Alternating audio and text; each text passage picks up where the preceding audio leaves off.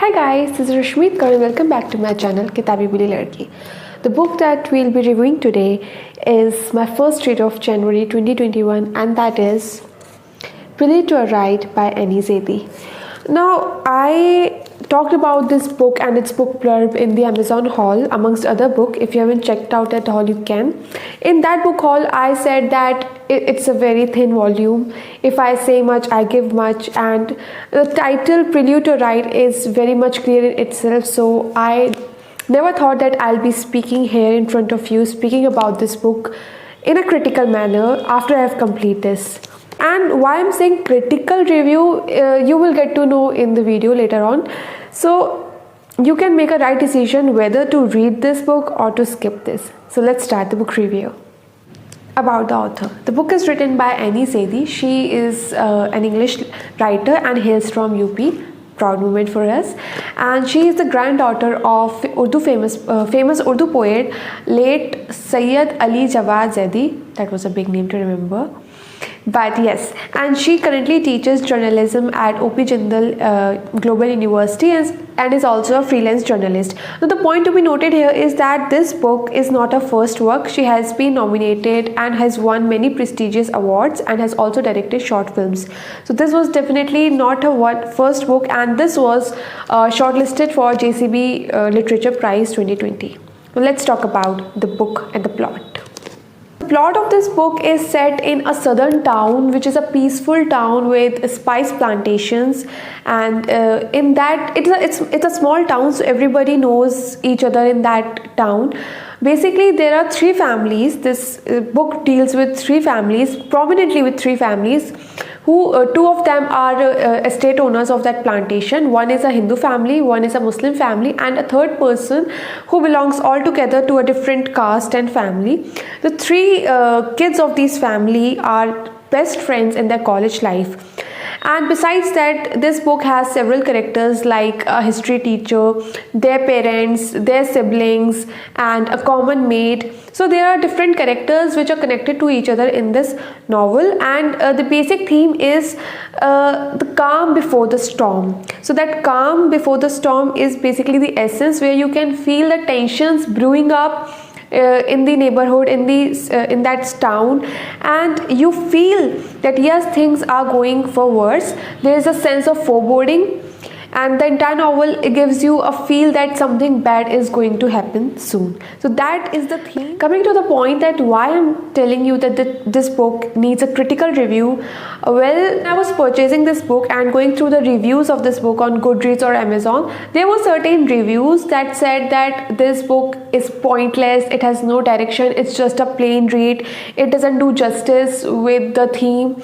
And yes, there were criticism for her writing style.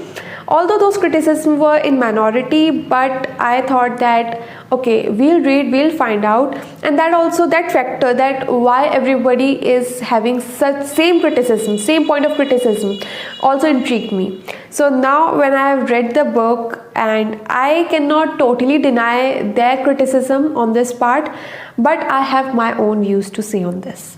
The first criticism was, or the first thing that was, that it's a plain read. Because it doesn't do justice, it isn't justifying the essence of Prelude to a Riot. There's nothing like that. Now this book especially is written in a very soft tone. The approach the author has taken here is a very subtle and toned down approach.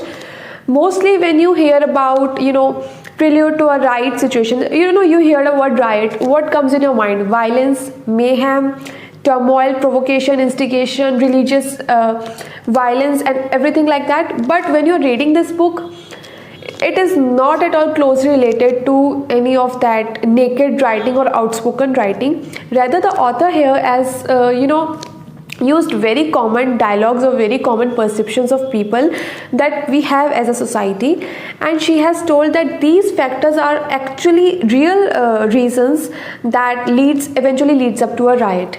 So yes, for someone who does not like naked reading, outspoken reading, this book is nice. But for someone who likes to read straightforward reading, and yes, violence or provocation, means saying things as they are, then this book is definitely not for them. Reading between the lines is the very essence of this book.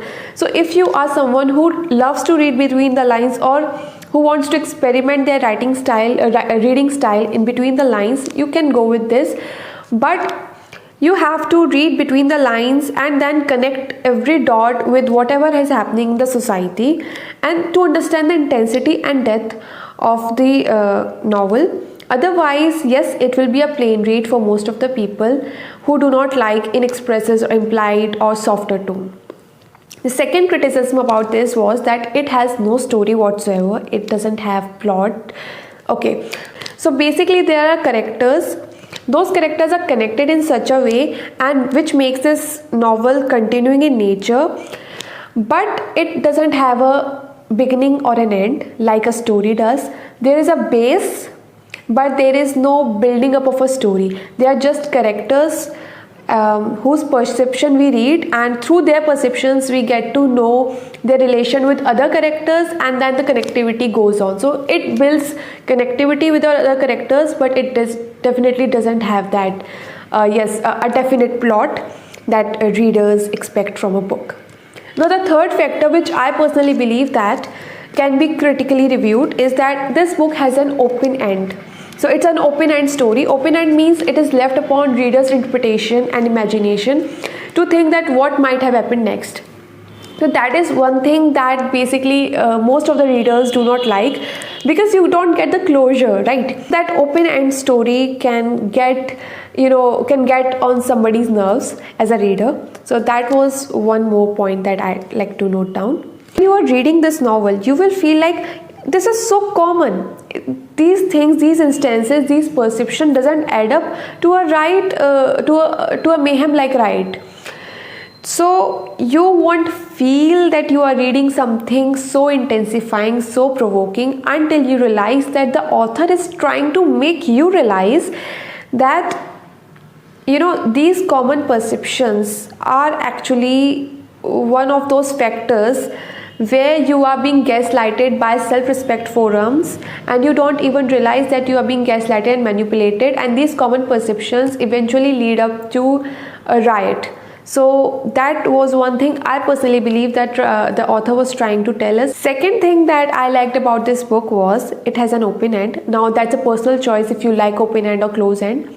But with this book, with open end books, what happens is that books tend to stuck in your mind. You start thinking about that book, and with this book the same thing happens. I think author has deliberately gave it a open end so that so that readers can think about the book in a way that they can connect all the characters, then they can understand the intensity of the novel, and that will give them more chances to realize that how thought-provoking this novel actually is. Your effort counts in this book while reading this book. It is not something you are reading and you are getting. It is something you are reading and you are building. So that is the book all about. I feel that this was important for the readers to know. I think after this critical review, it will be easier for you to choose a book like this, which is open-end, subtle, implied in nature, or you can choose many books on the same theme which are direct, outspoken, and with a close end and expressive in nature. So that's totally fine and totally upon you to skip this book or pick this book depending on what your style of reading is. So that was my today's review on Prelude to a Riot. This was my first book, and I hope that you liked this review. And yeah, happy reading. See you soon.